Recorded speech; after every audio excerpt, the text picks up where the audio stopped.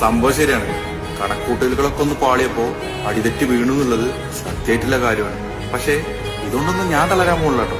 നമ്മോട് സ്നേഹം നടിച്ചുകൊണ്ട് വന്നിരുന്ന ഒരുപാട് ആൾക്കാരുണ്ടായി.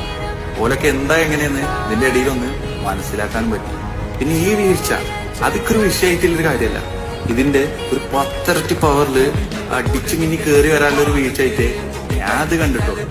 പിന്നെ ഈ സമയത്തും നമ്മളെ കൈവിടാതെ നമ്മുടെ കൂടെ ഉള്ള ആൾക്കാരെ ഓലെ മറക്കാൻ പോണില്ല. ഓലെ സ്നേഹം മാത്രം മതി.